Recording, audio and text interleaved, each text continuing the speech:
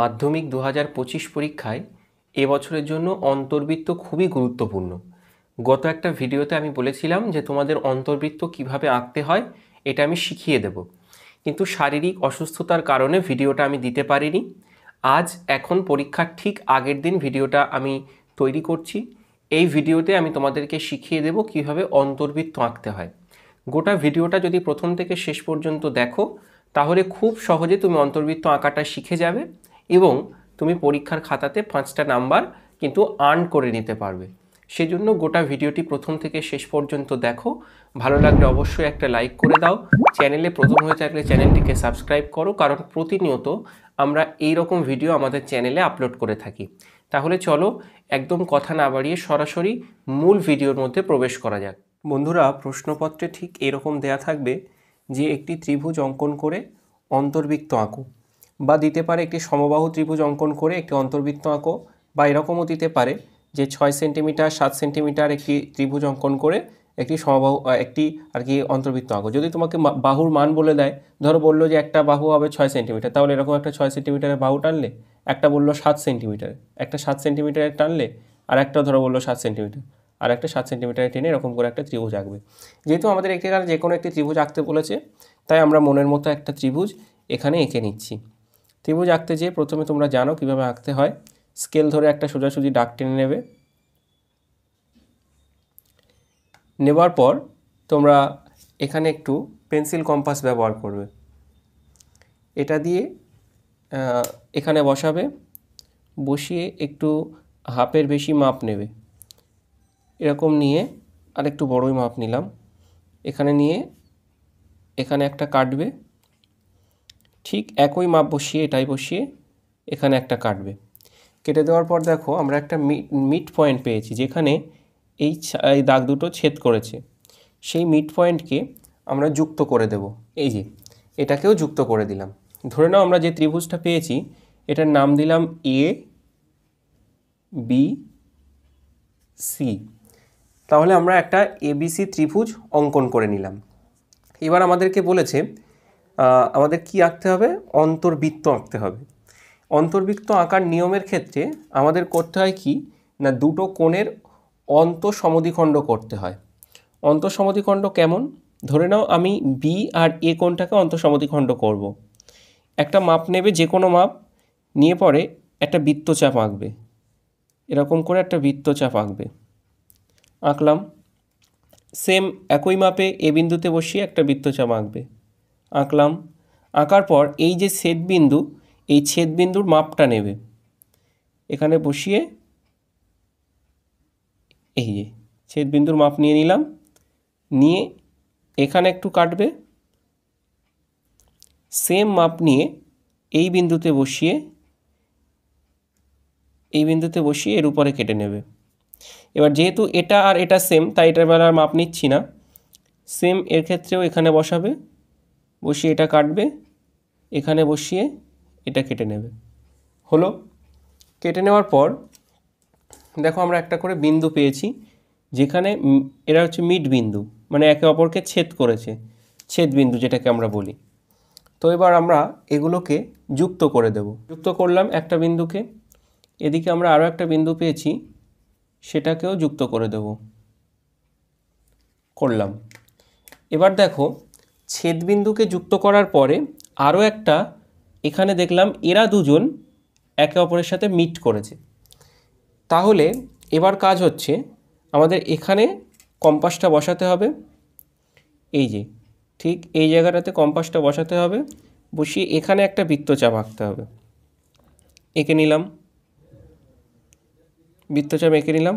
আঁকার পর দেখো যে বৃত্তচাপটা অঙ্কন করলাম, সেই বৃত্তচাপটি এ বি সরলরেখার উপরে দুটো বিন্দুতে ছেদ করেছে, এ একটা বিন্দু, এ একটা বিন্দু। এবার এই বিন্দু দুটোর মাপ নাও, এখানে বসাও, বসিয়ে এর মাপটা নিয়ে নাও।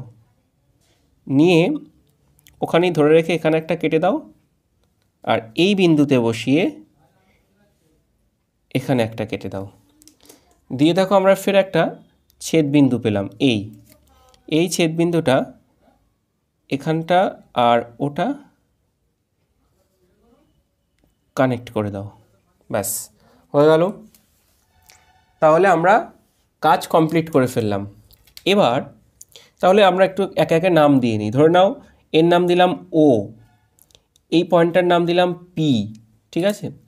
এবার আমরা এটার একটু মাপ নেব। এটা যেহেতু আমাদের কেন্দ্রবিন্দু মানে অন্তকেন্দ্র, তাহলে এর মাপ নিয়ে আমরা একটু এই বিন্দুটা মানে পি বিন্দুটাকে টাচ করছে কিনা একটু দেখে নেব। পি বিন্দুকে একটু টাচ করিয়ে নেব। আচ্ছা, আমরা এটাকে একটু বড় করে নিই।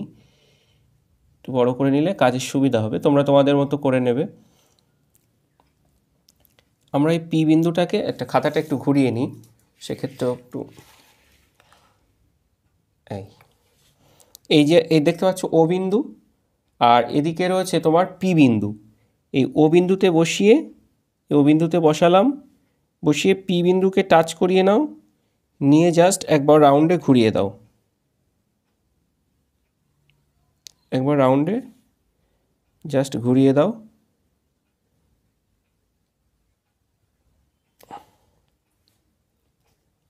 একটু এখানে সাবধানে ঘোরাবে, কারণ আঁকাটা যথেষ্টই জটিল। ব্যাস, এবার দেখো তাহলে কিন্তু আমরা এঁকে ফেললাম বা অঙ্কন করে ফেললাম অন্তর্ত্রিভুজ বা অন্তর্বৃত্ত, যেটা অন্তর্ত্রিভুজ না অন্তর্বৃত্ত। অন্তর্বৃত্ত কেন বলে? কারণ এটা ত্রিভুজের মধ্যে অবস্থিত তাই। তাহলে এবার তোমাকে যদি বলো অন্তর্ব্যাসার্ধের মান নির্ণয় বা মান লিখে দেওয়ার কথা বলে, তাহলে তুমি এই যে ওপি হচ্ছে অন্তর্ব্যাসার্ধ, ঠিক আছে। তাহলে তুমি এখানে লিখবে যে ত্রিভুজ, এটা হচ্ছে ত্রিভুজের চিহ্ন, এখানে ত্রিভুজের চিহ্ন দেবে। ত্রিভুজ এ বি সি এর ও কেন্দ্রীয় অন্তর্বৃত্তের অন্তঃব্যাসার্ধ হলো, এই যে অন্তঃব্যাসার্ধ এটা ওপি সমান সমান ওপি এর মান যত সেটা একটু স্কেল ধরে দেখে নেবে। এখানে আমরা ওপি এর মান পাচ্ছি 1.6 cm, এটা লিখে দেবে। বাহুর মানগুলো যদি দিয়ে দেয় লিখে দেবে, আর যদি তুমি নিজের মতো করো তাও ধরো আমি এটা 7 সেন্টিমিটার, এটা 6, এরকম করে লিখে দেবে, না লিখলেও অসুবিধা নেই, ঠিক আছে। দাগ নাম্বারটা দিয়ে দেবে। ছবি কিন্তু অবশ্যই পেন্সিলে আঁকবে, আমি তোমাদের বোঝানোর জন্য পেনে আঁকলাম। তাহলে এই হচ্ছে অন্তর্বৃত্ত। তো যাই হোক, এই ছিল আজকের মূল ভিডিও। কেমন লাগলো আজকের এই ভিডিওটি তা অবশ্যই কমেন্টে লিখে জানাও। তুমি অন্তর্বৃত্ত একা একা আঁকতে পারবে কিনা সেটা কমেন্টে লিখে জানাও। ভিডিওতে তো আমি চেষ্টা করলাম তোমাকে সর্বতোভাবে বোঝানোর। যদি কোথাও বুঝতে অসুবিধা হয় তাহলে তোমরা অবশ্যই আমাকে কমেন্ট করতে পারো, বা নিচের কমেন্ট সেকশানে দেখো আমাদের একটা হোয়াটসঅ্যাপ চ্যানেলের লিঙ্ক দেওয়া রয়েছে, সেই লিঙ্কে ক্লিক করে আমাদের চ্যানেলে যুক্ত হয়ে যাও। ওখানে তোমাদের সমস্ত সমস্যার সমাধান নিয়ে আমরা একদম সরাসরি আলোচনা করব। এবার আসছি অন্তর্বৃত্ত নিয়ে বেশ কতগুলি টিপসে। প্রথমত বলি, তোমরা যখন অন্তর্বৃত্ত আঁকবে তখন অন্তর্বৃত্ত অঙ্কন করার সময় তোমরা প্রত্যেকেই কিন্তু পেন্সিল ব্যবহার করবে। পেন্সিলের মাথাটা একটু সূচালো করে কাটবে, যেহেতু অন্তর্বৃত্তটা খুব সূক্ষ্ম থেকে সূক্ষ্মতরভাবে আঁকতে হয়, সেজন্য পেন্সিলের মাথাটা যদি মোটা হয় তাহলে কিন্তু তোমার আঁকাটা একটু আর কি মানে মিলবে না, সাইডগুলো মিলবে না, ফলত নাম্বার কাটার একটা সম্ভাবনা থাকে। সুতরাং তুমি চেষ্টা করবে একদম মিলিয়ে অন্তর্বৃত্তটা অঙ্কন করার। এবার অন্তর্বৃত্তর প্রশ্নর ক্ষেত্রে না অনেক রকম ভ্যারাইটি রকমের প্রশ্ন আসতে পারে। প্রথমে তোমাকে দিয়ে দিতে পারে যে 5 সেন্টিমিটার, 6 সেন্টিমিটার এবং 7 সেন্টিমিটারের বাহু বিশিষ্ট একটি ত্রিভুজ অঙ্কন করো, তার একটি অন্তর্বৃত্ত অঙ্কন করো। বা প্রশ্নটা এরকম না দিয়ে এভাবেও দিতে পারে, একটি সমকোণী ত্রিভুজ অঙ্কন করো, তারপর তার একটি অন্তর্বৃত্ত অঙ্কন করো। এবার সমকোণী ত্রিভুজ মানে কি? সমকোণী ত্রিভুজ মানে তোমাকে বুঝতে হবে যে ত্রিভুজের একটি কোণের মান 90 ডিগ্রি, সেটা হচ্ছে সমকোণী ত্রিভুজ। তাহলে সমকোণী ত্রিভুজ আঁকতে গেলে তোমাকে প্রথমে যে কোনো একটা বাহু নিতে হবে নিচেই, তার উপরে একটা 90 ডিগ্রি অ্যাঙ্গেল অঙ্কন করতে হবে। কিভাবে অঙ্কন করবে? প্রথমে কম্পাসের সাহায্যে যে কোনো একটা মাপ নেবে, নিয়ে বাম দিকের বিন্দুতে বসিয়ে একটা বৃত্তচাপ অঙ্কন করবে। তারপর ওই সরলরেখার উপরে বৃত্তচাপটা যে বিন্দুতে ছেদ করবে ওই বিন্দুতে বসিয়ে আবার একটা এই বৃত্তচাপের উপরে একটা বৃত্তচাপ করবে। তারপর ফের যেখানে ছেদ করেছে ওখানে বসিয়ে আর একটা বৃত্তচাপ করবে। দিয়ে পরে যে নিয়ম তোমরা এতদিন শিখেছো, এটা তো এভাবে বলা সম্ভব না ভিডিওতে শেখানো, তোমরা যেভাবে শিখেছো সেভাবে একটা 90 ডিগ্রি কোণ অঙ্কন করবে। সবচেয়ে ভালো হয় যদি চাঁদার সাহায্যে অঙ্কন করো। চাঁদার সাহায্যে অঙ্কন করবে, করে তারপর তোমরা ওর মধ্যে একটা অন্তর্বৃত্ত এঁকে দেবে। আবার এরকমও বলতে পারে যে একটি 6 সেন্টিমিটারের বাহু বিশিষ্ট একটি সমবাহু ত্রিভুজ অঙ্কন করো। তোমাকে বুঝতে হবে যে সমবাহু ত্রিভুজ কি। সমবাহু মানে যে ত্রিভুজের তিনটি বাহুর মানই সমান বা দৈর্ঘ্য সমান। এবার তোমাকে সমবাহু বলেছে, আবার বাহুর মানও বলে দিয়েছে 6 সেন্টিমিটার। তাহলে তোমাকে 6 সেন্টিমিটারের তিনটে বাহু দিয়ে একটি ত্রিভুজ অঙ্কন করতে হবে, তার উপরে একটা আর কি অন্তর্বৃত্ত আঁকতে হবে। তাহলে তোমাকে প্রথমত প্রশ্ন পড়ে বুঝতে হবে যে তোমাকে কেমন ত্রিভুজ আঁকতে বলেছে। আমি ভিডিওতে যে ত্রিভুজটা এঁকে দিলাম এই ত্রিভুজটায় যে আসবে বিষয়টা এমন নয়। অন্তর্বৃত্ত আসবে 100% সঠিক, কিন্তু তোমাকে ত্রিভুজ ভ্যারাইটি রকমের আঁকতে দিতে পারে। সমকোণী ত্রিভুজ আঁকতে দিতে পারে, বলতে পারে তিন রকম মান দিয়ে বলতে পারে যে একটি ত্রিভুজ অঙ্কন করো যার একটি বাহুর দৈর্ঘ্য 6 সেন্টিমিটার, একটি বাহুর দৈর্ঘ্য 4 সেন্টিমিটার, একটি বাহুর দৈর্ঘ্য 7 সেন্টিমিটার। ফলত তোমাকে এই তিনটে বাহু দিয়েই তোমাকে কিন্তু ত্রিভুজ আঁকতে হবে। সুতরাং এটা একটুখানি প্রশ্নপত্র পড়ে তোমরা মাথার মধ্যে রাখবে, প্রশ্নপত্রটা ভালোভাবে বুঝবে, তারপর ত্রিভুজ আঁকবে, তারপর যে পদ্ধতি বলে দিলাম ওই পদ্ধতিতে অন্তর্বৃত্ত আঁকবে। চেষ্টা করবে পেন্সিলটা ভালোভাবে সুচালো করে কেটে নেওয়ার, যাতে করে অন্তর্বৃত্তটা একদম প্রথমবারেই মিলে যায়। তোমাদের জন্য অনেক অনেক শুভকামনা রইল। আর ভিডিও শেষ করবার পূর্বে আরও একটা কথা বলি, যারা এরকম ভিডিও দেখতে পছন্দ করো বা পরীক্ষা প্রস্তুতিকে সমৃদ্ধশালী করে তুলতে যাদের এরকম ভিডিওর প্রয়োজন হয়, চ্যানেলটিকে সাবস্ক্রাইব করে রাখো, আমাদেরকে ফলো করে রাখো। আমাদের কমেন্ট সেকশানে দেখো হোয়াটসঅ্যাপ গ্রুপের একটা লিঙ্ক রয়েছে, সেই লিঙ্কে ক্লিক করে জয়েন হয়ে যাও।